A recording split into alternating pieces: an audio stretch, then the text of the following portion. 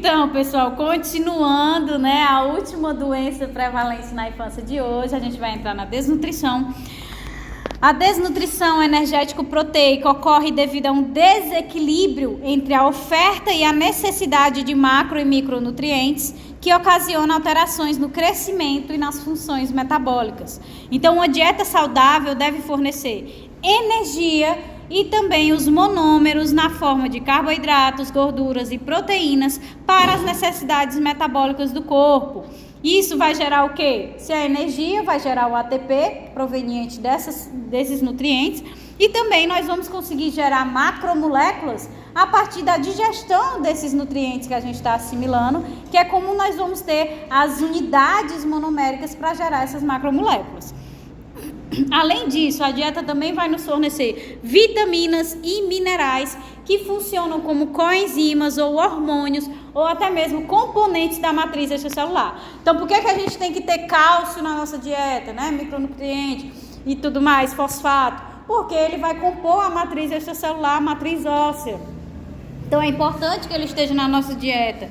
Muitos funcionam como hormônios, que são sinalizadores endocrinológicos importantes. Coenzimas, para que as enzimas existentes no nosso organismo consigam efetuar a sua funcionalidade. Então, a desnutrição é a segunda maior causa de óbito em crianças de até 5 anos, perdendo só para as síndromes respiratórias. É durante esse período que a criança está em pleno crescimento, então vai demandar mais energia, em especial as de até 2 anos. E elas têm um crescimento ainda mais acelerado. Por isso é importante manter o aleitamento materno recomendado, né? Exclusivamente até os 6 meses e manter até os 2 anos, porque esse aleitamento materno ele atua como fator protetor de inúmeras doenças, da desnutrição, da anemia, todas as outras doenças associadas prevalentes. Por isso, ele possui uma elevada morbimortalidade, como a gente viu, é a segunda maior causa de óbito em crianças de até 5 anos. Tanto da desnutrição quanto do tratamento inadequado, certo? Então, essa alta morbimortalidade da desnutrição não é só porque a criança não está recebendo os nutrientes e tem as consequências, não. Muitas vezes o tratamento ele é feito de forma inadequada e acaba causando complicações que levam a criança ao óbito. Então, em 2018, 13,1% da população infantil do Brasil tinha desnutrição crônica e 4,6% tinha desnutrição aguda, que está intimamente relacionada a fatores socioeconômicos, prevalência aí no Norte e Nordeste. E essa prevalência a gente não observa só para a desnutrição, não. A gente viu também lá nas doenças diarreicas que a gente também tem essa prevalência nas regiões Norte e Nordeste, que tanto está associado ao clima que favorece a proliferação das parasitoses, como também está associado às condições socioeconômicas. Tu ouviu o barulho? Cleco. Legal. Então é importante destacar que as taxas de obesidade infantil já suplantam bastante as de desnutrição, mas pela morbimortalidade ainda não foi enquadrada como doença prevalente, que a gente viu lá na semana da obesidade, o quanto os índices da obesidade infantil estão crescendo. Então, poderia se questionar, né, por que não está aí enquadrada como doença prevalente? É uma doença prevalente, mas a morbimortalidade é ainda muito baixa em crianças, certo? Além disso, a obesidade está muito associada à fome oculta, que foi o que a gente discutiu lá na anemia, né? Que são crianças que têm uma qualidade inadequada da dieta ou da seletividade alimentar, apresentando uma baixa oferta de determinados micronutrientes, ou seja, tem o aporte de calorias adequado, ela se alimenta, consome muitos alimentos, vai ter energia e por isso ela é uma criança obesa. Mas, como esses alimentos eles são pobres nutricionalmente, ela não vai obter alguns micronutrientes essenciais que acabam ocasionando as deficiências, consequentemente as doenças. Então, essa fome oculta existe em diversos indivíduos, né, que se alimentam mal. Ou aquela criança que não come de jeito nenhum nada além de arroz, né, eu só como arroz branco. Não como outra coisa. Então, a criança tem seletividade alimentar, ou a criança que de fato só se alimenta muito mal, né, tem uma dieta muito ruim, ela pode ter essa fome oculta associada. Então, a desnutrição, ela também está associada às deficiências vitamínicas, né? A gente vai ter, obviamente, se eu tenho uma deficiência na ingestão dos nutrientes, eu vou ter uma deficiência dos micronutrientes, não só dos macro. Então, vou ter uma deficiência do ferro, podendo causar anemia ferropriva, uma deficiência de B12, que vai causar anemia macrocítica, que já vão ser hemácias crescidas, uma deficiência de zinco, que desencadeia o baixo crescimento da criança, uma baixa imunidade. Quando a gente vê o pessoal dizendo, eu vou tomar a vitamina C com zinco, que hoje em dia todo mundo diz, né, tomar o efervescente só de vitamina C é mesmo que não está tomando nada, tem que ser o efervescente junto com o zinco, porque de fato o zinco ele tem esse fator protetor, ele melhora a resposta imunitária. Oi. Nessa questão dessa parte aqui da desnutrição e tal, como é que ela vai afetar aquela questão da epífise óssea? Porque tem a ver com a questão do crescimento também, né? O baixo crescimento, como tem aí tudo. Não tem como crescer, né? Porque não tem como formar as macromoléculas, a matriz extracelular que a gente viu no início. Nem a matriz extracelular tem como ser formada, nem as células têm como se dividir, porque para a célula se dividir ela precisa duplicar o conteúdo, e não tem conteúdo para ser duplicado, porque a criança não tem suprimento, entendeu? Então não tem como ela crescer por isso. Ela não consegue porque não tem como formar. Temos também deficiências da vitamina A, que pode acarretar em cegueira irreversível, então vai causar aí um olho seco, né? Muitas vezes, dificuldade de diferenciar as cores. Quando a criança já começa a ter dificuldade de diferenciar as cores, é porque essa deficiência vitamínica da vitamina A, ela já está num nível elevado, então já está ali obstruindo os bastonetes. Vamos ter uma mancha característica que é chamada de mancha de Bitó, que é uma mancha branco acinzentada, indicativa de início de deficiência de vitamina A, que é essa aqui, que é bem esse aspecto branco acinzentado mesmo, e obviamente vai ter tanto em crianças como nos adultos, mas o nosso foco são as crianças, então é um indicativo da deficiência da vitamina A que pode acarretar em cegueira. Aqui vocês observam, né, mais uma vez, que a gente já pode comparar lá com a anemia, um corte histológico do sangue, né, um esfregaço sanguíneo. Corte histológico é ótimo, esfregaço sanguíneo. Então a gente tem as hemácias normais, e aqui a gente vai ter a microcítica, que ela tem essa redução de tamanho, que é característica da anemia ferropriva, né? E a gente vai ter aqui uma macrocítica, que é característica da anemia desencadeada pela deficiência da vitamina B12. Então essa macrocítica ela já vai ter um aumento desse tamanho pela hipertrofia dessa hemácia, certo? Quais são os fatores de risco associados à desnutrição? Obviamente, as condições socioeconômicas precárias são a principal causa da desnutrição infantil, ou seja, é o não acesso à insegurança alimentar real. De fato, a pessoa não tem o que comer. Não é invenção, não é de fato ela não tem o que comer. Então, a pandemia agravou essas condições e a previsão é que nos próximos anos a desnutrição tenha um aumento da prevalência. Enquanto a gente tem visto uma queda na prevalência da anemia, a desnutrição, a gente espera, né, os estudos aí apontam que vai ter um aumento da prevalência devido à pandemia. A gente sabe que muita gente perdeu emprego, várias empresas faliram, então isso acaba desencadeando problemas em todos os níveis, né? Então, as dificuldades familiares também são um fator de risco, não somente relacionado às condições financeiras, mas famílias desestruturadas mesmo, tendem a não se preocuparem com a alimentação das crianças, com o preparo, negligenciando a alimentação e favorecendo a desnutrição. Então, aquelas famílias desestruturadas, em que nem o pai nem a mãe tem preocupação de estar fazendo uma alimentação balanceada, de oferecer frutas, nem mesmo de oferecer alimentos, às vezes. Não se preocupa, colocou o filho no mundo por colocar, mas não está se preocupando com a saúde, com a qualidade de vida dele. E aí pode ser um fator de risco associado, predispor à desnutrição. E, obviamente, condições de saúde também podem predispor à desnutrição, como os fatores agravantes das doenças gastrointestinais, as parasitoses, as gastroenterites. A gente vai ver que uma gastroenterite, principalmente a bacteriana, que dura um período maior, né, que a criança de fato não consegue se alimentar e tudo mais, ela pode levar a uma desnutrição dessa criança, que uma desnutrição aguda, que é em um curto período de tempo ela acontece, que levam à redução da ingesta alimentar, as síndromes desabsortivas, a criança tem algum problema ali, né, no sistema digestivo, tem uma doença celíaca, então acaba prejudicando as próprias parasitoses que podem desencadear síndromes desabsortivas, então ela tem dificuldade de absorver os nutrientes que está ingerindo, associado à baixa ingestão, que muitas vezes isso acontece, isso vai predispor à ocorrência da desnutrição.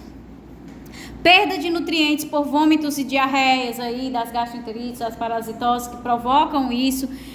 Então, a suplementação de zinco, ela vai prevenir e tratar, né, e diminuir as evacuações. Isso aqui eu mencionei porque quando eu estava preparando os slides, eu me lembrei que eu não coloquei lá nas gastroenterites. Então, normalmente, quando a gente vai para o médico, principalmente leva a criança, né, com sintomas de gastroenterite, eles passam associado tanto ao remédio do vômito como a uma enterorgemina, eles passam zinco. Porque o zinco ele tem esse fator protetor, que foi o que a gente viu no slide anterior. A deficiência dele acaba diminuindo a capacidade do nosso sistema imune de combater infecções. Então o zinco ele tem esse papel de prevenir e de tratar as doenças, né, principalmente as gastroenterites, e diminuir as evacuações, porque ele vai interferir ali no equilíbrio eletrolítico. Então para de se puxar muita água, ou seja, diminui as evacuações muito aquosas, ok? Quais são as principais causas da desnutrição, né? Nós temos aí na desnutrição primária, em que um ou todos os componentes de uma dieta saudável estão ausentes, ou seja, não há acesso de fato à alimentação. Essa é chamada de desnutrição primária, quando a criança é desnutrida, porque de fato ela não tem o alimento, certo? E na desnutrição secundária ou condicional, a ingestão de nutrientes ela é adequada e a desnutrição resulta da má absorção dos nutrientes, da utilização ou do armazenamento deficientes, da perda excessiva ou do aumento da necessidade nutricional. Então a desnutrição secundária ela vai aí resultar de quê? De doenças neurológicas, como a disfagia, né? A criança ela não tem vontade de se alimentar, então ela não quer comer de jeito nenhum. Então é uma dificuldade para os pais conseguirem convencer aquela criança a comer. Se ela não come, ela vai aí entrar em desnutrição. Doenças renais, né? O que acabam acarretando no espólio de nutrientes, no desequilíbrio hidroeletrolítico, e aí puxa mais água, elas acabam evacuando mais aquoso, acabam urinando mais e vão perdendo esses, principalmente os micronutrientes, então desencadeia esse processo de desnutrição. Cardiopatias, quando a criança ela tem alguma cardiopatia, ela tem um alto gasto energético. Se ela vai ter um alto gasto energético, ela não vai para tentar compensar, né, a funcionalidade do coração. Então vai gastar muita energia, e se o coração ele está acelerado, vai aumentar não só a frequência cardíaca, mas a frequência respiratória. Então a criança não consegue se alimentar porque ela sente falta de ar até mesmo para fazer o processo da alimentação. Então tem um desconforto respiratório associado, e aí quando a criança tem a desnutrição desencadeada por uma cardiopatia, toda a equipe médica tem que procurar alternativas para voltar à nutrição dessa criança, para ela sair do estado de desnutrição, para que possa ser realizada, por exemplo, uma cirurgia. Na maioria das cardiopatias vai ser realizada uma cirurgia na criança, mas ela pode fazer uma cirurgia desnutrida? De jeito nenhum, né? Então, primeiro tem que se buscar as alternativas para essa desnutrição, para depois ir para a cirurgia. Malformações congênitas do trato digestivo, então o intestino curto, o megacólon, né? Então se eu tenho um intestino mais curto, principalmente ali o delgado, como é que eu vou absorver todos os nutrientes? Vai absorver bem menos do que o intestino em condições morfológicas normais. Doenças respiratórias, então tem uma dificuldade, ter a dificuldade na troca gasosa, dificulta a alimentação pelo mesmo fator das cardiopatias. A criança tem dificuldade até de fazer o esforço de se alimentar, então ela não consegue se alimentar. Síndrome desabsortiva, a doença celíaca, as doenças gastrointestinais, seja por parasitose, sejam virais, bacterianas, também acarretam nessa má absorção. E até mesmo o hipertireoidismo, né, que vai gerar aí um alto consumo de energia. Então, quais são os fatores associados à desnutrição? Então, obviamente, a gente tem a pobreza, que vai desencadear principalmente a desnutrição primária. A pessoa, de fato, não tem acesso ao alimento. Colheitas mal sucedidas, essas colheitas mal sucedidas diminuem tanto a disponibilidade dos alimentos, como acabam aumentando o preço dos alimentos na forma final. Então, tudo acaba desencadeando para diminuir a acessibilidade desse alimento. Mortes de gado. Vocês acham que aquela ruma de gado que morreu lá no sul agora por conta do frio não vai refletir aqui? Vai refletir para a gente vai parar de comprar carne, porque vai aumentar muito o preço, e para aqueles que têm uma condição socioeconômica precária mesmo, vai ser pior ainda, porque se vai ter mais procura pela carne de frango, né, por outras carnes mais baratas, elas também vão aumentar, porque a demanda está aumentando, e aí tudo isso vai fazer com aqueles que têm as condições piores, tenham menos acesso ainda ao alimento. Ignorância, né? Achar que o aleitamento materno, ele não tem vantagens para a criança e ele é um efeito protetor, como a gente viu para todas as doenças, para a desnutrição também. Por exemplo, minha mãe dizia que na época dela, se dizia que o melhor alimento para a criança era a fórmula. E se acreditava nisso, se vendia isso e acreditava que o melhor alimento era a fórmula, porque eles botavam, tem vitamina tal, vitamina tal, vitamina tal, vitamina tal, vitamina tal, então você consuma a fórmula que seu filho vai ficar forte e grande. E é na época dela, e hoje, a partir dos estudos, a gente já vê que é totalmente o contrário, né? O ideal é o aleitamento materno. Então, iniciar a introdução alimentar precocemente, achando que essa criança, ela não está engordando muito, então eu quero que ela engorde mais, então eu vou iniciar a introdução alimentar antes dos 6 meses. Isso acaba prejudicando o desenvolvimento dessa criança. O desmame precoce, por inúmeros erros, né? O uso de mamadeira, e aqui muitas vezes não é nem culpa da mãe, às vezes ela tira o leite e coloca na mamadeira porque tem que ir trabalhar, e aí o uso desses bicos artificiais, chupetas, acabam causando o desmame precoce, né? Então, o uso de fórmulas que se acreditam que sejam vantajosas para a criança, eu só me lembrei da Rayane aqui, o Mucilon, que tem, olha quantas vitaminas tem aqui, A, B, C, D, E, D, C, excelente para a sua criança, e na verdade não tem riqueza nenhuma nesse alimento. O alcoolismo também favorece a desnutrição. Por quê? Porque ele vai inibir o apetite. Vocês lembram lá da obesidade? Ele vai agir nos anorexígenos, né? Então, libera os anorexígenos e a pessoa não tem vontade de se alimentar e acaba tendo a desnutrição.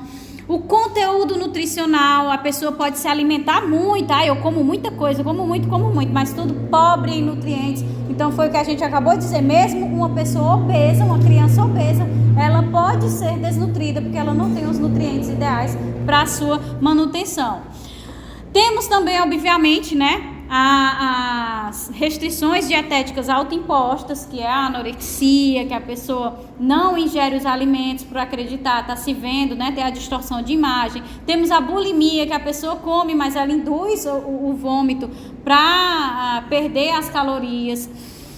Temos as doenças agudas e crônicas, que têm uma taxa metabólica muito alta, então consome, né, os nutrientes muito rapidamente. Então o câncer avançado, a síndrome da imunodeficiência adquirida, acaba também, estão muito associadas à desnutrição. Então por isso que a gente vê aquele emagrecimento muito grande na pessoa que já está com câncer avançado, na pessoa que está com AIDS, porque ela começa a ter dificuldades de se alimentar, né? A demanda metabólica do corpo, ela está muito elevada por conta da doença. Além disso, associado, a gente tem síndromes desabsortivas acontecendo lá no intestino também, porque as células elas estão começando a ser danificadas no processo do tratamento.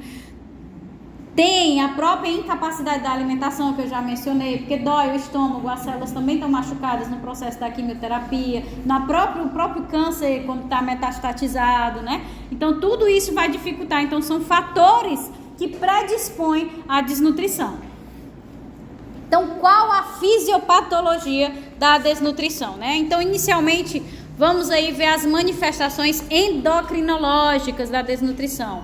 Então vai envolver o aumento aumento do hormônio de crescimento, né, o GH, na tentativa de compensar o fato da criança desnutrida não conseguir crescer, né? Então a criança não está crescendo, então o sistema endócrino entende que tem que produzir mais para ver se ela começa a crescer.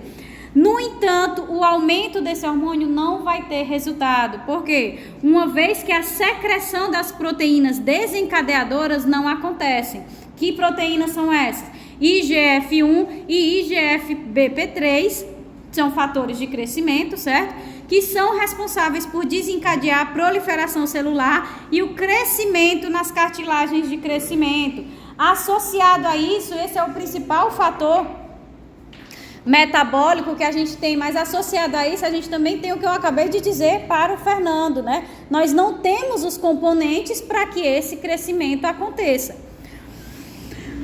Então, os hormônios contrarreguladores também estão elevados. Então, em especial, a gente tem o cortisol muito elevado nas crianças desnutridas. Por quê? Porque o cortisol está envolvido na manutenção dos níveis de açúcar no câncer. Então, como a criança está em constante hipoglicemia, sobe, dá o pico de cortisol para tentar reequilibrar essa glicemia na criança. A criança tem tendência à hipoglicemia, consequentemente vai ter uma insulina baixa.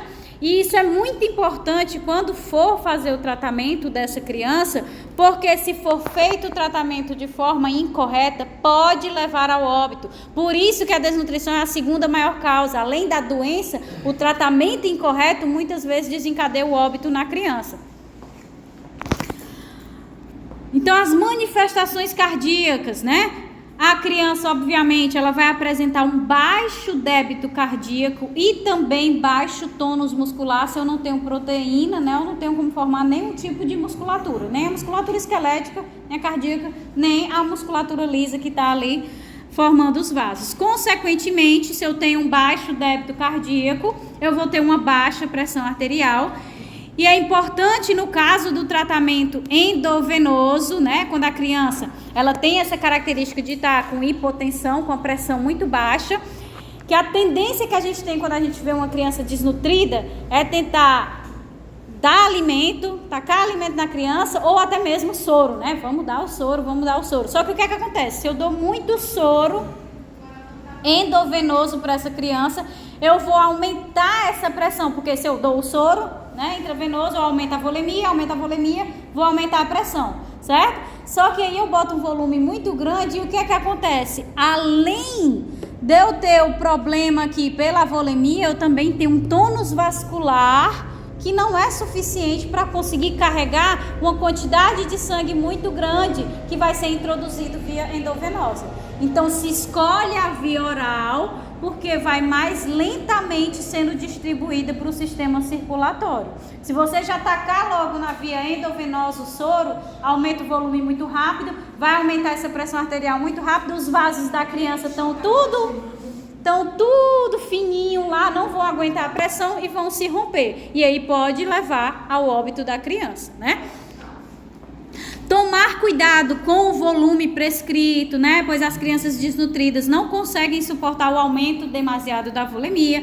Por isso, essas crianças apresentam um risco aumentado de desenvolver insuficiência cardíaca, certo? Então, como eles não têm eles têm um débito cardíaco muito baixo, né? Então, com essa hipotensão, então o que é que acontece? Se eu estou com hipotensão, o coração vai tentar trabalhar mais para compensar. E aí esse trabalho a mais causa uma sobrecarga, por isso gera a insuficiência cardíaca, certo? Manifestações gênito-urinárias, né? A baixa filtração glomerular vai levar à diminuição da excreção do sódio. Esse sódio é que faz o quê? Retenção de água, que vai aumentar a pressão arterial. O aumento da pressão arterial é suportado? Não é suportado porque ele não tem tônus vascular. Então, essa baixa filtração glomerular, ela vai ser prejudicial. E essa baixa filtração glomerular é consequência da desnutrição que afeta, né, os rins e eles começam a não conseguir trabalhar efetivamente. Além disso, também pode levar a cetoacidose metabólica, né? No mesmo esquema que a gente viu lá para o diabetes. Começa a cair essa glicemia, as células começam a tentar compensar de algum ponto, começa a degradar o próprio tecido, e aí vai liberando acetonas, então vai causando acetoacidose metabólica, que pode levar da mesma forma que o diabetes, a tontura, desmaio, coma e até mesmo o óbito, certo? Manifestações gastrointestinais. A gente vai ter uma redução na produção das enzimas lactase e das enzimas pancreáticas. Quais são as enzimas pancreáticas? Ela vai secretar o bicarbonato para deixar o pH no ponto certo para o funcionamento dessas enzimas. Vai secretar o tripsinogênio, o quimiotripsinogênio, que quando chega lá no duodeno vai ser convertido nas formas ativas para degradar as proteínas. Lipases pancreáticas também param de ser geradas e a amilase pancreática para de ser gerada. Se eu não tenho as enzimas para degradar esses nutrientes, eu vou conseguir absorvê-los? Não vou conseguir absorvê-los. Então, eu tenho a síndrome da desabsorção, né? E não tem nem o que for colocar ainda, não vai ser. É por isso que o que a gente vai vendo é um ciclo vicioso em que cada consequência vai piorando mais ainda a condição da criança, né? Porque o que ele conseguir colocar, não vai conseguir absorver, porque está tudo sem preparação para isso. Isso vai prejudicar a digestão, consequentemente a absorção dos nutrientes. Além disso, ocorre uma menor secreção de HCl no estômago e motilidade intestinal, os movimentos peristálticos. Associados, eles vão desencadear piora na reabsorção dos nutrientes. Já não está conseguindo reabsorver, né? Por conta aqui da falta das enzimas, e ainda não tem os movimentos peristálticos, não tem o HCl para tentar quebrar esses alimentos, então tudo isso culmina numa absorção mais extensa.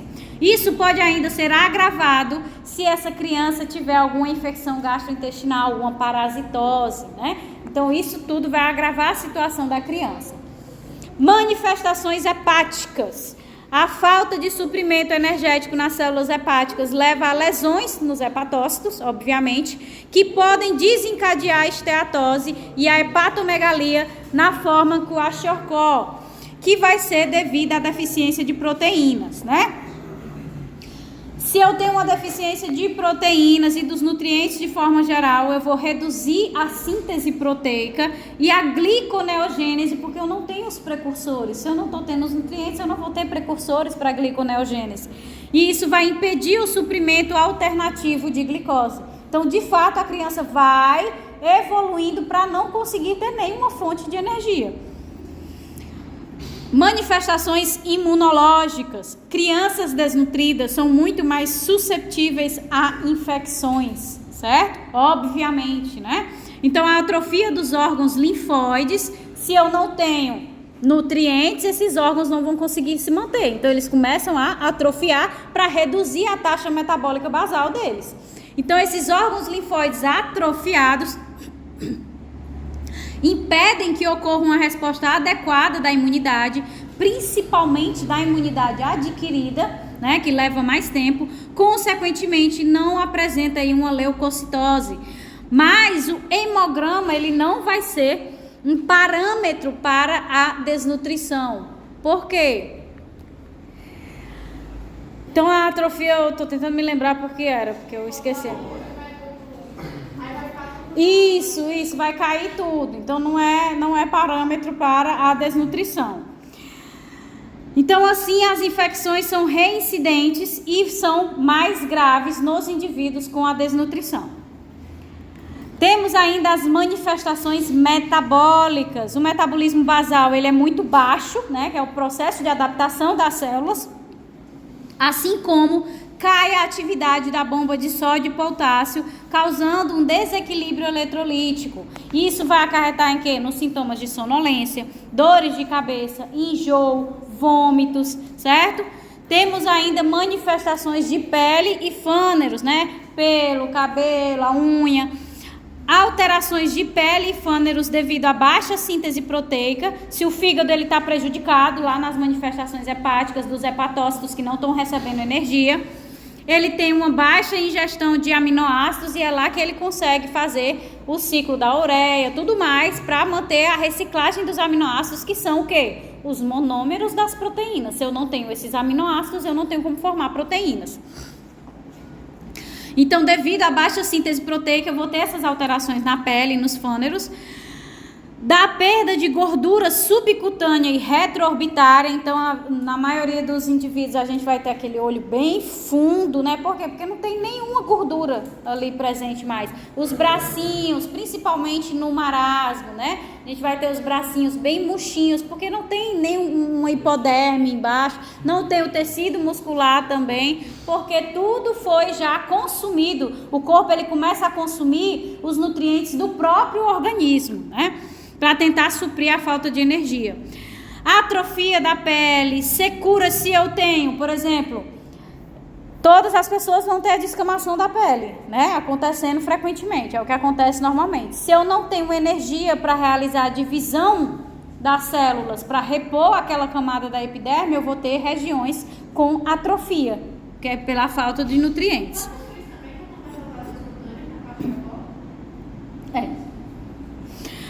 Da secura de bocas e olhos, né? Então começa a tem a disfunção eletrolítica e vai causar secura de boca e olhos, o que dificulta a identificação da desidratação. Esses braços finos demais, os olhos fundos demais, dificultam fazer o teste, né, da prega, porque tá só a pele, não tem como fazer o teste se a criança, além de desnutrida, ela também está desidratada.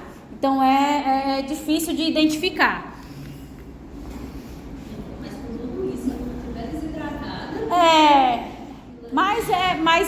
Mas tem que observar o padrão. Porque ela pode estar bebendo muita água, né? Pode estar bebendo muita água, mas alimento nenhum. É triste, é triste. Eu fui no dó da menininha do caso, que ela não aguentava nem pisar do guarda-roupa que ela estava sentindo. Meu Deus, é o caso de vocês, é? Ela estava com uma fraqueza desse nível? Não. Isso por quê? Só porque a criança está quase morrendo, aí fui eu, porque da outra vez eu quase matei a mulher. Não tá crescendo 15 dias nada.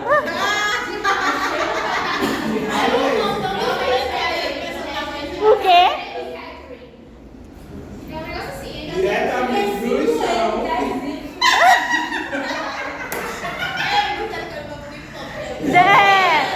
Eu acho que quiseram fazer isso aí, viu? Dizer que era nome de pobre.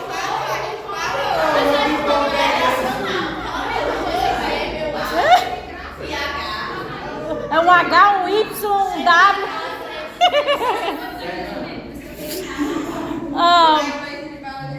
Manifestações musculares, né? Obviamente, com os problemas no fígado, a gente tem a baixa produção proteica, isso leva a uma musculatura pouco desenvolvida, o não aporte de energia leva à fraqueza muscular, o restinho de músculo que tem, ele não consegue nem contrair direito porque não tem fonte de energia, né? Além dos micronutrientes, não tem o cálcio para desencadear a contração, então tá tudo disfuncional. Isso tudo acaba diminuindo também a capacidade de contratilidade cardíaca, afetando o desenvolvimento neuropsicomotor. Porque se o coração também, além, eu estou falando do músculo esquelético, mas são todos os músculos, né? Então, se o coração ele não está funcionando direito, ele não vai enviar sangue direito para o cérebro. E aí começa a afetar o desenvolvimento neuropsicomotor da criança. Por fim, algumas vezes, né, não é uma manifestação de um sistema específico, mas algumas vezes as crianças desnutridas, elas apresentam edema desencadeado pelo estresse oxidativo e a incapacidade de combatê-los. Então, o estresse gerado pela falta de nutrientes começa a gerar espécies reativas de oxigênio, mas o organismo, claro, com a imunidade lá embaixo, sem ter as fontes de nutrientes, não vai conseguir combater essas espécies reativas de oxigênio que começam a causar lesões, né, em todos os tecidos e vai gerar a formação do edema. Começa a extravasar o líquido e aí a gente tem edema e a redução na quantidade de aminoácidos essenciais vai ser agravado. A gente tem um edema, tem uma redução na quantidade de aminoácidos essenciais, porque os aminoácidos essenciais são obtidos de onde? Da alimentação. Se a gente não está conseguindo ter nutrientes, então a gente não vai ter os aminoácidos essenciais. E por fim, nós temos o agravo relacionado à hipoalbuminemia, né, que é a redução da albumina na corrente sanguínea. Essa hipoalbuminemia vai desregular o pH. Quando o indivíduo, né, a criança desnutrida apresenta isso aqui, ela já tem um agravo muito grande, tem uma tendência a evoluir para o óbito. Por quê? Porque quando vai desregular o pH, vai desregular tudo no organismo, né? Todas as funções metabólicas desempenhadas na célula são feitas em determinado pH. Se a gente altera esse pH, vai desregular toda a homeostase das células da criança. Então, como é que a gente pode classificar a desnutrição, né? De acordo com o tempo, a gente pode classificar uma desnutrição aguda e uma crônica. No caso da aguda, ela pode ser causada por uma infecção gastrointestinal que levou a vômitos por longo período, ou uma inflamação, por exemplo, da gengiva, que impeça a alimentação da criança, e assim há o comprometimento mais evidente do peso, né? Porque não tem tempo hábil nesse tipo de afecção para afetar a altura. Então, no caso de uma desnutrição aguda, a gente associa com esse tipo de infecção que leva à perda do peso muito intensa em um curto período de tempo. Quando a gente se refere a uma desnutrição crônica, a gente já vai ter o comprometimento tanto do peso como da altura, e aí a gente já vai associar vários outros fatores, vários outros determinantes sociais que acarretam esse problema na criança, que aí é de fato aquela que não tem um alimento, não consegue ter acesso às condições socioeconômicas e inúmeros outros fatores, as doenças, todos os fatores lá que podem desencadear a desnutrição. Além de classificar a desnutrição, né, pelo tempo, em aguda ou crônica, a gente também pode dividir ela em dois tipos principais, o marasmo e kwashiorkor. Então, de acordo com a forma, ela vai poder ser classificada em desnutrição aguda grave, e dentro da desnutrição aguda grave é que a gente vai ter o marasmo ou o kwashiorkor, ou até mesmo a forma mista, que vai englobar um pouquinho dos dois, que tem características das duas formas, vai ter uma deficiência global e depois vai ter uma deficiência proteica, que a gente vai já ver. Que o marasmo ele tem uma deficiência global de nutrientes, enquanto o kwashiorkor tem uma deficiência proteica, certo? Então, a forma mista, que a gente não vai entrar em detalhes, é a forma que muitas vezes alterna, né? Uma hora a criança tem deficiência total, global de nutrientes, outra hora ela tem deficiência só proteica, só não tem condições de comprar as carnes. Então, tem a fonte de carboidrato, a caloria, então fica alternando. Essa é a desnutrição mista, certo? Mas e o marasmo? O marasmo ele vai ser um déficit global de nutrientes, ou seja, a criança não tem acesso a quase nada de nutrientes, sendo um déficit homogêneo, todos os nutrientes faltam na dieta, todos os macro e todos os micronutrientes, certo? E o kwashiorkor é um déficit na aquisição de proteínas, então há aporte de calorias, mas não de proteínas. O quê?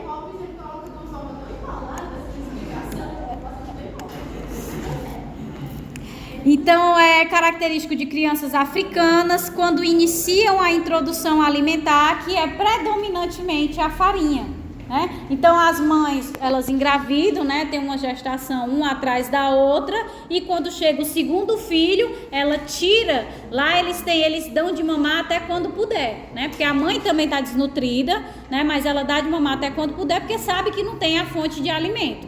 Então, o que é que ela faz? Quando nasce o segundo filho, infelizmente, ela tem que tirar o primeiro do peito, que tinha aquela fonte de alimento, e bota só o segundo. E aí, o que é que acontece? O segundo passa a comer só farinha com água, e tem essa desnutrição do tipo kwashiorkor, porque o leite materno, ele tem a riqueza de todos os nutrientes, né? Então, não vai faltar a proteína. Então, o que é que a gente pode observar no marasmo, né?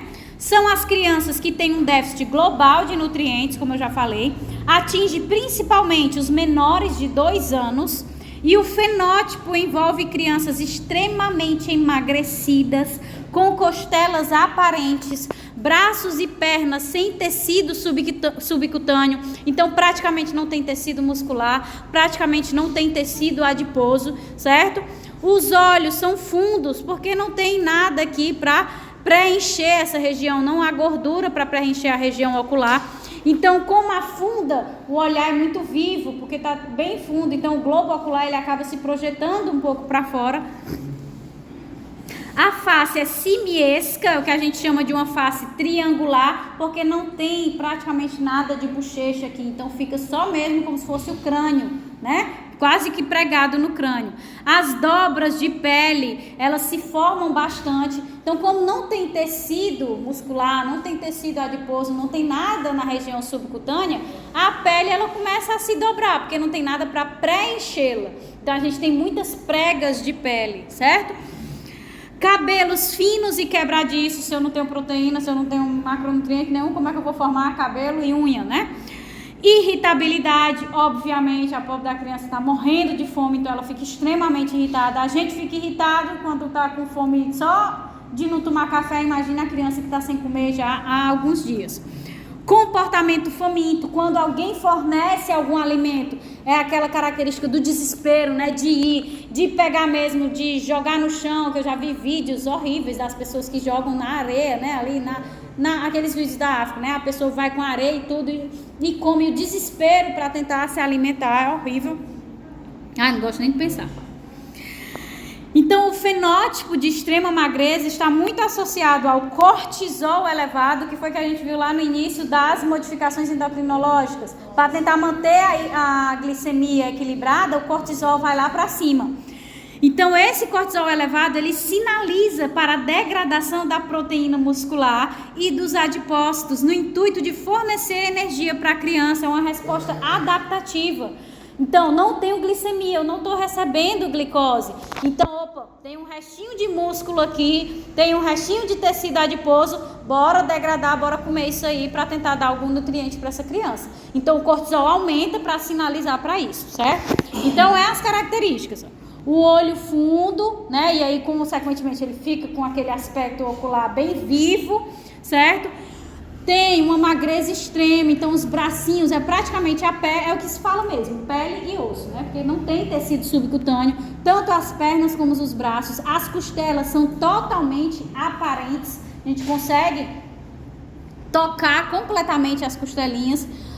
A criança tem a face simiesca, né? Que é essa face triangular, porque não tem aqui nem uma bochechinha para formar o rostinho dele.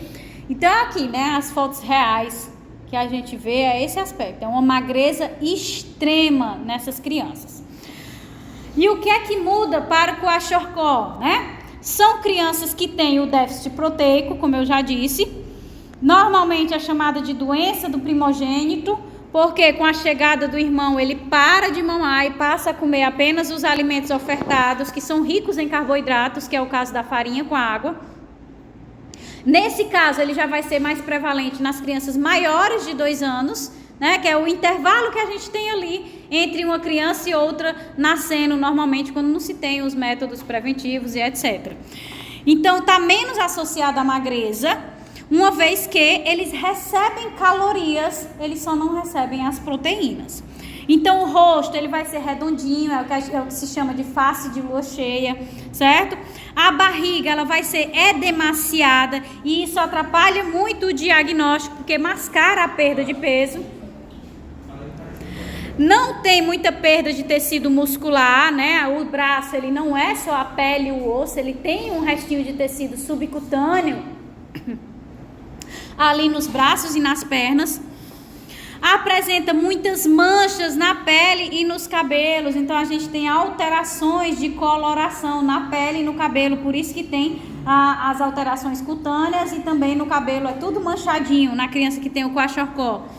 Hepatomegalia, tem um acúmulo de gordura pela falta de lipoproteína. Se eu não tenho proteína, eu não consigo sintetizar a lipoproteína. Quem é que transporta as gorduras no sangue? As lipoproteínas. Então, essas gorduras elas vão se acumulando no fígado, se acumulando e gera a esteatose, né? E aí vai para a hepatomegalia. Obviamente, a gente vai ter uma apatia, uma fraqueza muscular, porque se eu não tenho proteína, eu não vou conseguir fazer as fibras musculares, né, e tudo mais. Se eu não tenho uma musculatura forte, eu tenho fraqueza muscular. É característico do kwashiorkor uma alteração de cor no cabelo. Então, tem uma região hipopigmentada e uma região hiperpigmentada. O que é que significa isso? No período que a criança teve um aporte de proteínas, o cabelo cresceu escurinho, normal. No período que ele não teve aporte de proteínas, o cabelo cresceu hipopigmentado, não tinha pigmento. Depois ele teve novamente a chance de ter um aporte de proteínas, então nasceu. Então acaba gerando a mancha, que é o que se chama de sinal da bandeira. Então vem o cabelo, é como se eu pegasse aqui a mecha do meu cabelo, essa parte está preta, essa aqui vocês imaginam branca e essa parte está preta. Parte preta eu tive proteína, a parte branca, tá entendendo não? Quer que eu desenhe? É que eu desenho.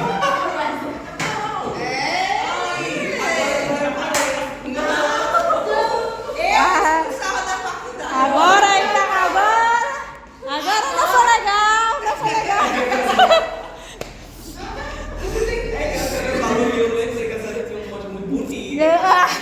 Muito bonita, tentando remediar uma mancha muito bonita. Eu dei uma pintadinha, mas já tá nascendo de novo. E o bom que tá nascendo agora do outro lado. Eu tô quase ficando igual as blogueiras, que as blogueiras agora estão só fazendo 2 mechas aqui na frente. Pronto, eu tô ficando com 2 mechas brancas. 2 mechas brancas, uma de cada lado. Tá ficando ótimo. Então esse é o sinal da bandeira, certo? Preto, branco, preto. Com proteína, sem proteína, com proteína, tá? Então vamos lá aqui, ó. A criança tem uma face redondinha, que é a face de lua cheia. Os bracinhos e as pernas, eles não são tão finos, né? Porque eles têm certo tecido subcutâneo. E a gente tem um inchaço grande na barriga, devido à hepatomegalia, pelo acúmulo de gordura e tudo mais. Então a gente tem esse inchaço que mascara o diagnóstico da desnutrição. Aqui são as crianças reais, né? O inchaço da barriga, a cara bem redondinha e a gente acha que não está desnutrida, mas está com a desnutrição aguda do tipo que o achocou. Então o diagnóstico ele depende principalmente dos questionamentos realizados no momento da consulta à família dessa criança que está sendo avaliada. Então, primeiro se pergunta do tempo de instalação, há quanto tempo a criança está apresentando esses sintomas. Depois, se a criança teve aleitamento materno, por quê? Porque a gente sabe que o aleitamento materno ele tem um efeito protetor. Então, a gente já vai descartando, dependendo da sintomatologia e das outras respostas. Depois, se a criança como é a alimentação dessa criança. Então, a gente tem que ter muito cuidado também nessa forma de questionamento, porque às vezes os pais têm vergonha de dizer, eu não tenho condições de dar o alimento e tudo mais, eu só dou farinha para minha filha, é o que eu posso, é farinha, água. Então a gente tem que ter um cuidado, uma afeição para tentar fazer esse tipo de abordagem, exatamente. Então, com isso, com essa abordagem mais delicada, mais humanitária, a gente consegue ter uma magnitude mais certa do déficit dessa criança, do que é que de fato está faltando a essa criança. Se tem outros casos na família, né? Porque se tiver outros casos na família, vai ser necessário tratar todos. A gente vai envolver todo o processo de assistência social. O que é que vocês estão brincando aí? Eu tô vendo. Esses casos de assistência social para ajudar a família toda, né?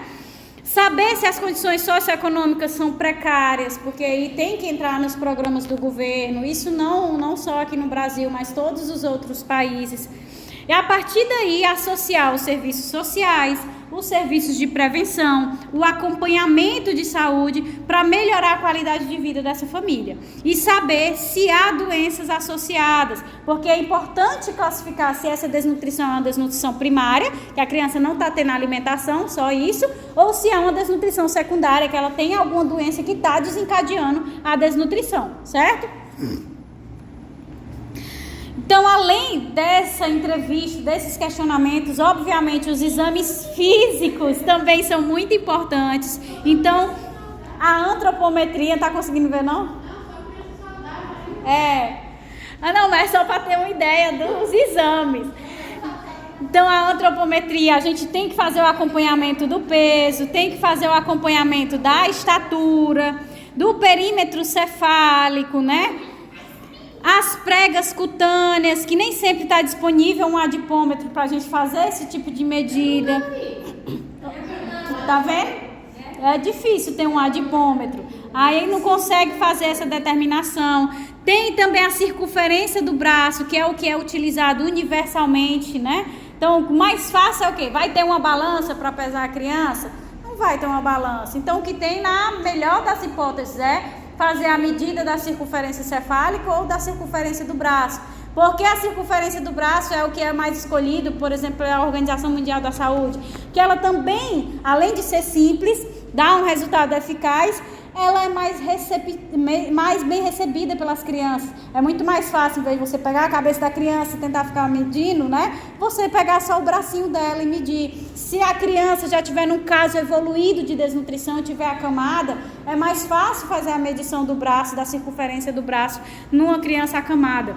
Então, essa circunferência do braço ela é importante pelo baixo custo, pela boa aceitação das crianças, né? A criança não chora normalmente. Abrange qualquer localidade mais desprovida. Então, naqueles lugares mais afastados, que a gente não vai ter uma balança, que a gente não vai ter um adipômetro, essas ferramentas, a gente vai poder utilizar aí a circunferência do braço, certo? Pode ser feita em pacientes acamados. Além disso, né, da antropometria, que são todos esses examezinhos físicos aqui que estão nas imagens. Também a gente tem a ectoscopia, que vai observar se a criança tem as manchas de Bitot, ou seja, se está no início da deficiência de vitamina A, que é um sinal de que ela está em desnutrição. Se a criança tem o sinal da bandeira, se ela tem o sinal da bandeira, ela pode estar com desnutrição aguda do Kwashiorkor, do tipo do Kwashiorkor. O exame sistemático, ver se tem edema, palpar a barriga, se aquela barriga está muito dura, né? Se tem presença de parasitose, se é gases, se tem constipação, e aí associa a entrevista.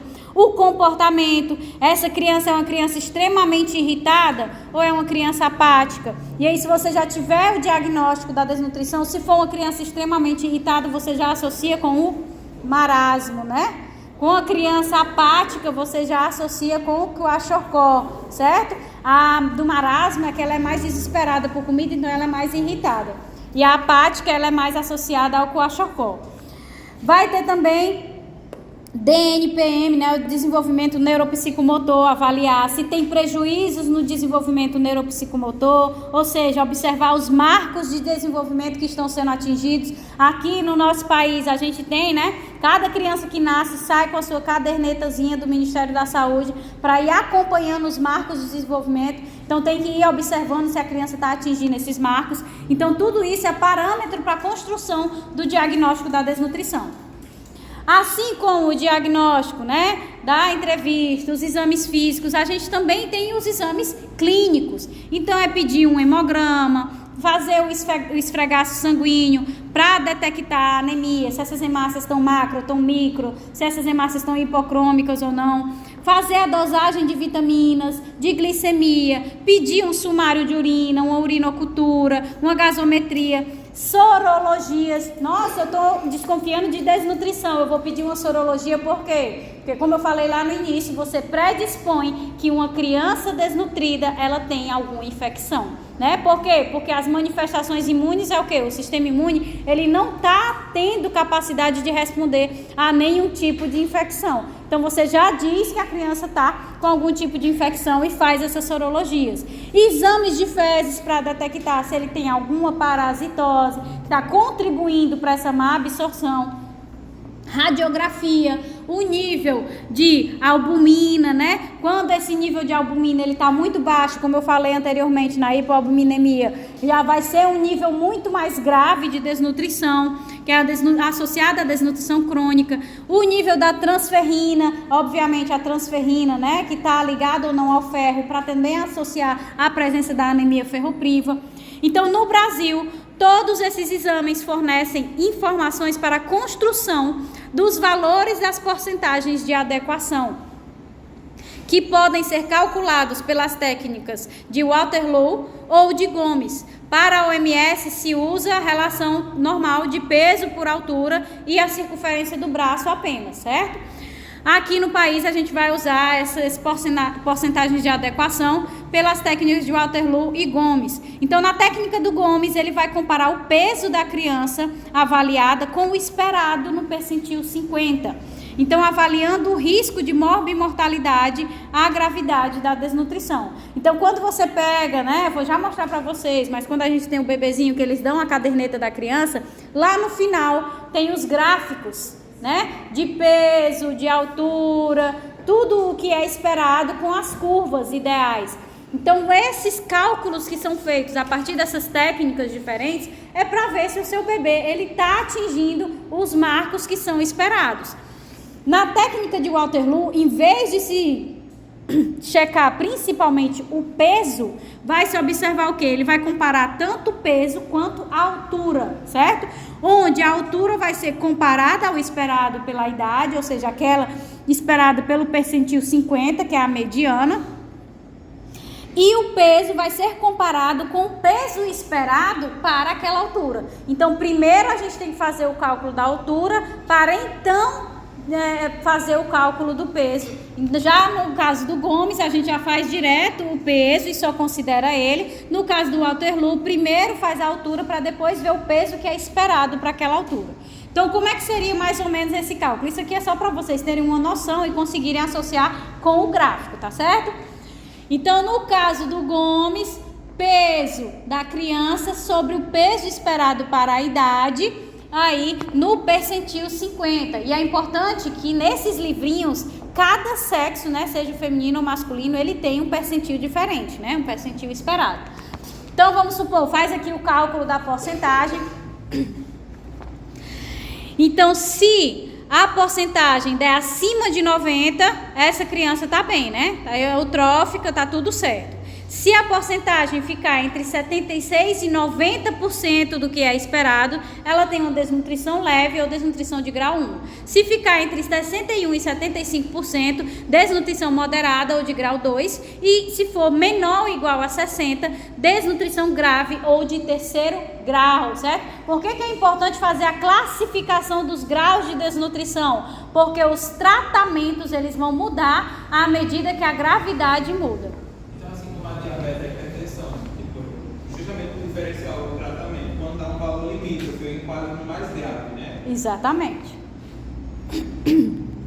Já na técnica de Waterloo, primeiro ele faz a altura, né, a estatura observada sobre a estatura esperada para a idade no percentil 50, para a idade para o sexo, certo? E vai fazer depois o peso observado sobre o peso esperado para aquela altura observada, tá? Isso vai nos dar duas porcentagens. É difícil de...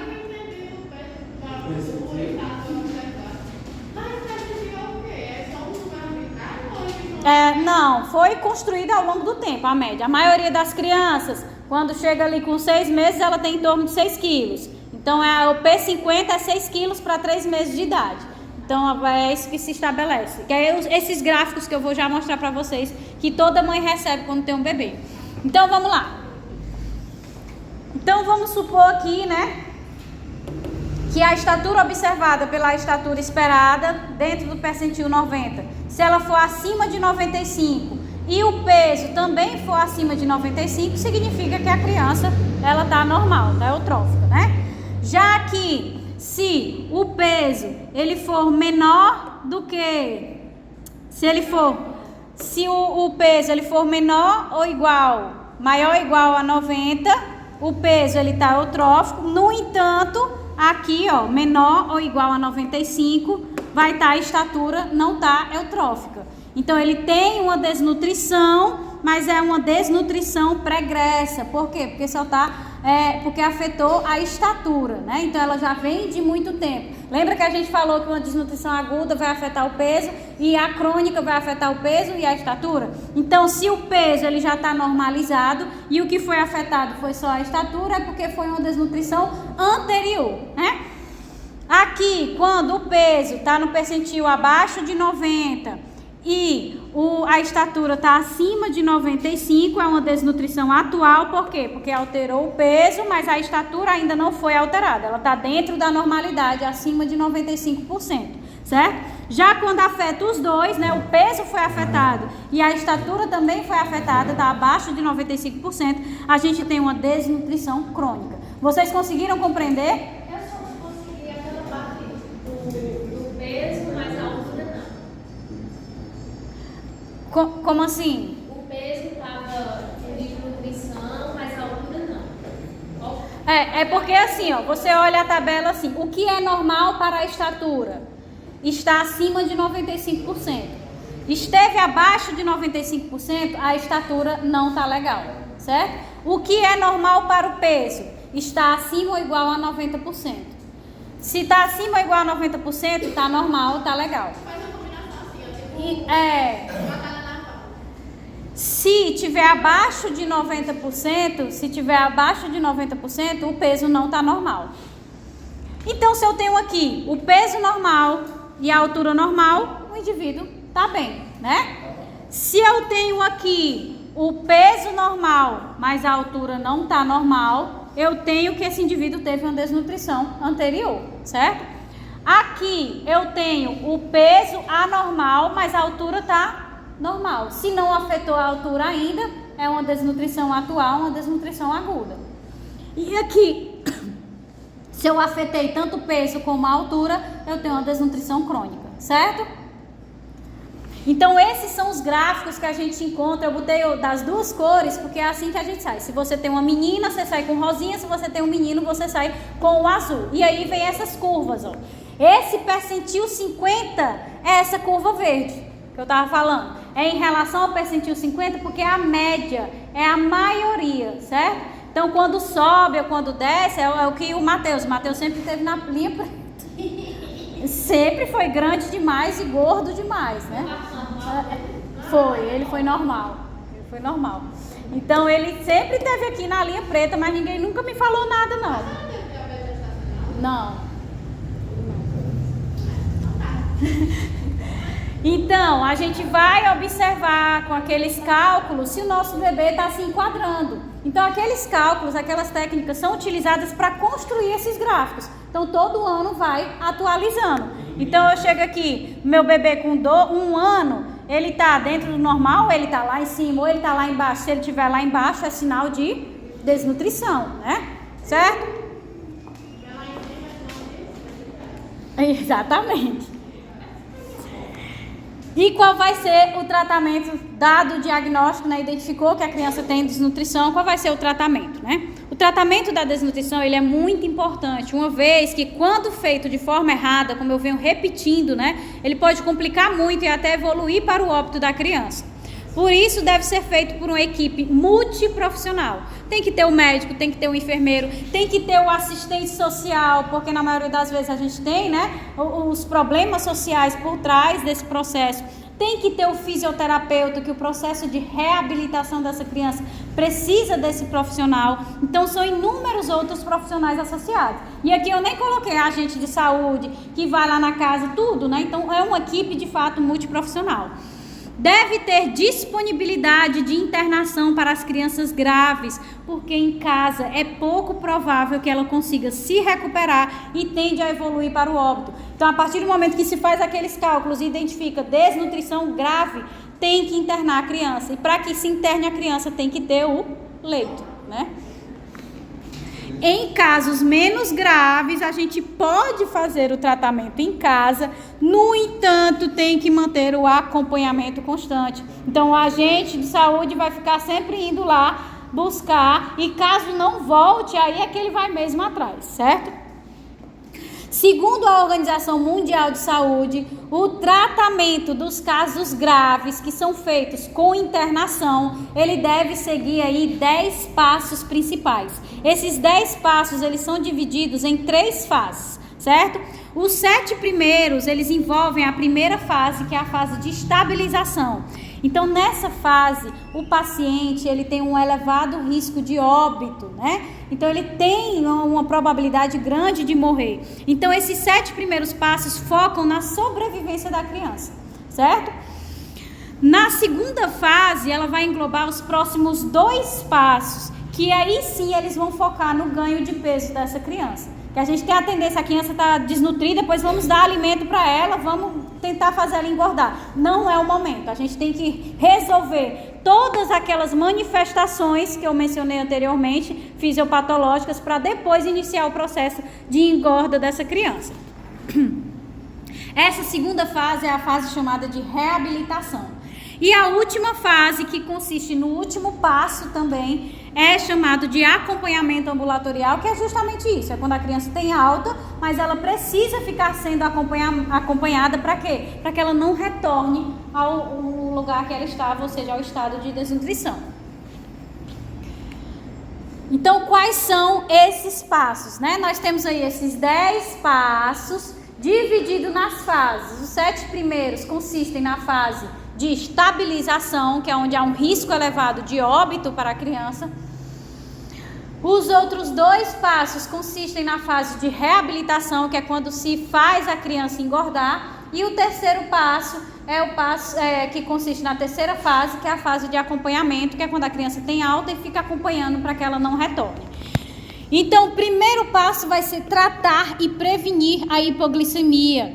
Dentro desses passos aqui, a hipoglicemia e a hipotermia é que possuem o maior potencial de levar a criança ao óbito, certo? Então, eles têm que ser cuidados com muita atenção. Então, a hipoglicemia, você inicia o tratamento dessa hipoglicemia de forma lenta e gradativa. Da mesma forma, tem que se tratar e prevenir a hipotermia, né? Porque ele não tem o tecido subcutâneo, ele não tem como se proteger, ele não tem reserva energética para tentar aumentar a temperatura. Então, ele tem a tendência à hipotermia. Além disso, o que foi que a gente viu? Os pacientes que têm desnutrição, as crianças, elas têm um déficit do sistema imune, então a gente já associa diretamente com a criança desnutrida, ela vai ter infecções. Se ela tem infecções, as infecções elas tendem a levar à hipotermia. Oi. Qual foi a diferença que a senhora procurei dos representantes da saúde e não encontrei? Esse passo a passo? Não, foi uma médica que eu vi. Uma médica, uma pediatra falando. Eu mando. Aí, tratado e prevenindo a hipoglicemia, a hipotermia, que são aqueles que são mais potencialmente fatais, é que a gente vai passar para tratar e prevenir a desidratação que tem uma grande dificuldade de ser identificada, principalmente nos pacientes com Kwashiorkor e também no marasmo, porque quando tem aquele afundamento de pele, não tem como a gente fazer o teste da desidratação. Então, tem que ser feito lentamente. E além disso, por que tem que ser feito lentamente? Se a criança está desidratada, a gente tende a querer colocar logo direto o quê? O soro endovenoso, taca aí 2 litros de soro endovenoso. Não pode fazer isso. Normalmente a gente vai de 10 a 20 ml de soro endovenoso na criança e em intervalos alternados. Por quê? Porque tem aquele problema do tônus vascular, né? E a hipotensão que não vai resistir quando entrar todo esse volume de soro no sangue, aumentando a volemia, tá? Então, tudo isso tem que ser feito lentamente, porque pode causar um choque na criança. Corrigir os distúrbios hidroeletrolíticos, né? Que está associado também a isso. Tratar as infecções, tá? A gente vai tratar principalmente infecções virais e bacterianas. Normalmente a gente deixa para tratar as infecções parasitárias no final da fase de estabilização, por mais que ela esteja associada à anemia, né, a síndromes de má absorção, ela tem que ser direcionada para o final, quando a criança já esteja mais bem para receber esse tipo de tratamento. Então, trata-se as infecções, corrigir as deficiências de micronutrientes. Então a gente tem a queda do potássio, tem a queda do sódio, tem a queda de todos aqueles íons, inclusive o do ferro, pela falta dos nutrientes. E aí a gente tem que fazer essa correção dessas deficiências. No entanto, destaco para vocês que essas correções não devem ser feitas para o ferro. O ferro só inicia a introdução na fase de reabilitação. Por quê? Porque com o processo de desnutrição, ela não conseguiu sintetizar as proteínas relacionadas ao ferro. Então, ela não tem ferritina para incorporar o ferro, ela não tem transferrina para se ligar ao ferro, para transportar esse ferro. Então, se eu não tenho as proteínas às quais ela se liga, eu vou ter uma concentração absurdamente alta de ferro, e aí tudo que é de mais ou de menos causa prejuízo. Então, a gente vai ter uma hiperconcentração de ferro no sangue. tá? Então tem que esperar para introduzir o ferro nessa criança. Por fim, iniciar a alimentação com cuidado. E a alimentação aqui eu não boto um arroz, né? Isso não é aquela coisinha pastosa, só um suco, um líquido, pequenas quantidades, aos poucos. Uma sopinha, né? Para manter o equilíbrio aí eletrolítico. Então, depois desses 7 passos da estabilização, essa criança, ela conseguiu se recuperar? Ok. É o esperado para essa fase? Ok. Então, a gente pode passar para os próximos 2 passos, o 8º e o 9º, que consiste na fase de reabilitação, que aí, quando você tirou essa criança do perigo do óbito, do perigo da morte, você pode iniciar o processo de engorda, né, entre aspas. Então, você tem por objetivo recuperar o peso perdido e reparar os tecidos, né? Reparar o tecido muscular, reparar o tecido adiposo, tudo aquilo que foi prejudicado nesse processo.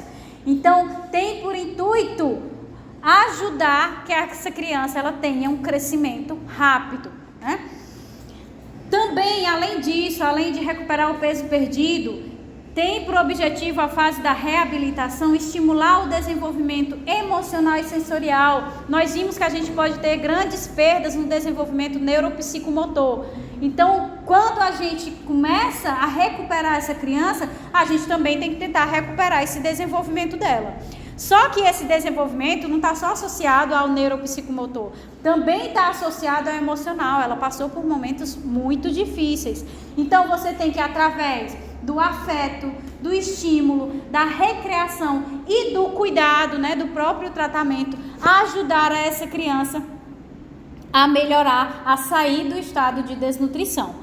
Por fim, a criança melhorou, engordou, está bem, graças a Deus. A gente tem o último passo, que consiste na última fase do acompanhamento ambulatorial, que vai ser o acompanhamento ambulatorial pós-alta. Então, a criança é liberada, mas ela fica sendo acompanhada por um agente de saúde para que ela não retorne às suas condições de desnutrição, uma vez que a gente sabe que a maioria está associada, de fato, às condições socioeconômicas da família ou às famílias desestruturadas. Então, tem que sempre ter o acompanhamento do agente de saúde e do assistente social nessa situação.